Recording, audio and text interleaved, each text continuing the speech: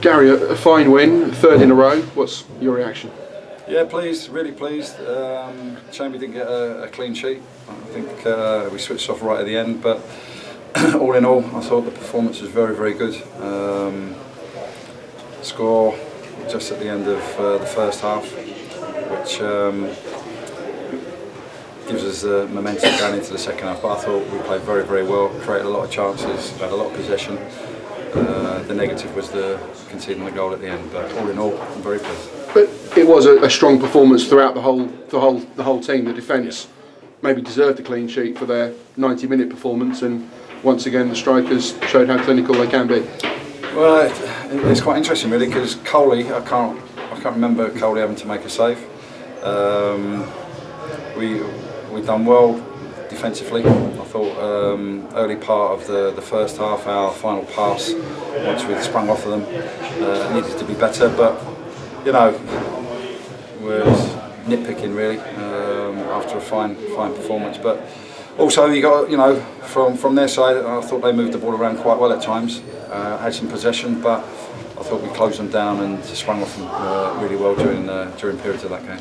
It was a dominant first half performance, but Southport proved themselves tough opposition. I thought they made a quietly promising start, but the team had to be patient. The goal was deserved when it finally came, but the team had to be patient for the full 45. Yeah, I think we had a spell about, I don't know, 28 minutes, from 28 minutes to half time, where we had them right on the back foot and put them on a lot of pressure, corners, etc.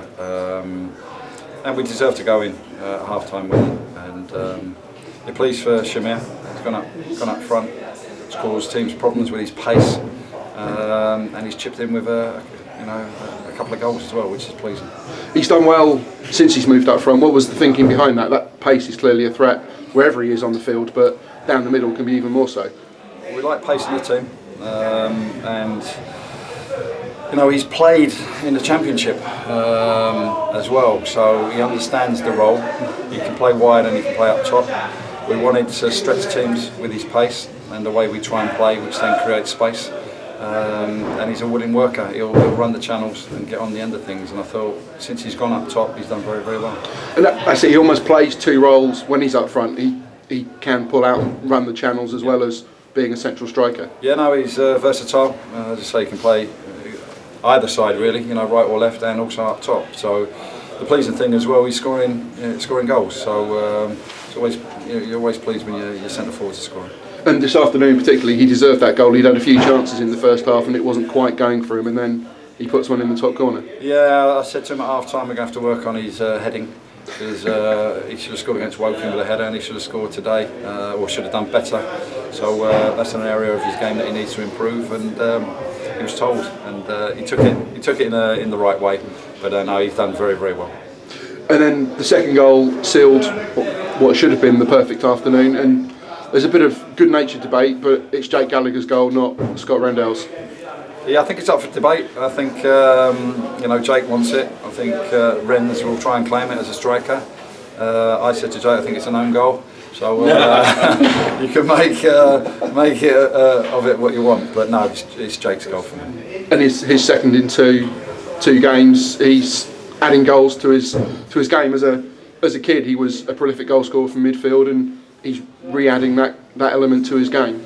Yeah, when you consider, you know, when he scored at Woking in the 90 whatever minute it was, to be a couple of yards out, it tells you his desire and hunger, and also today to get himself in the box. But you know, if you look back at the start of the season, he got into great positions, and he should have more goals, and that's an area that he's improved on, in all fairness. But his general all-round game has been very, very good this year, and he's improving very, very well. I'm really pleased with him. You've already said you're nitpicking to highlight not keeping a clean sheet, but that's the standards being set, and I'm sure the back four are thoroughly disappointed to have not shut the game out. Yeah, when we went in after, me and James, we said about that, you know, seeing games through. You can say whatever you want, managing a game, switching off, lacking concentration towards the end. And we would love to have had a clean sheet, you know, bearing in mind Coley, you know, didn't have much to do, in all fairness. But we've won a football match, and we've got 3 points, and that's what we set out to do. Our objective was to go and win the game today and back up the 2 good performances against Woking, which makes the win here very, very good. And now, perhaps unfortunately, a 2-week break coming up. It's at this stage of the season, it's a bit of a double-edged sword that I'm sure the players need the rest, but equally you want to keep the momentum going now. Yeah, we tried to rearrange a game for next weekend. Unfortunately, we're unable to do that because you'd like to keep that momentum going. But on the flip side of that as well, you also want to give the players some recovery time as well. And you can look at it from both ways. You know, yeah, we wanted a game, but we can give them a little bit of rest. If they work during the course of this week, they may see Saturday off. Excellent. Thank you very much, Gary. Congratulations. Thank you very much.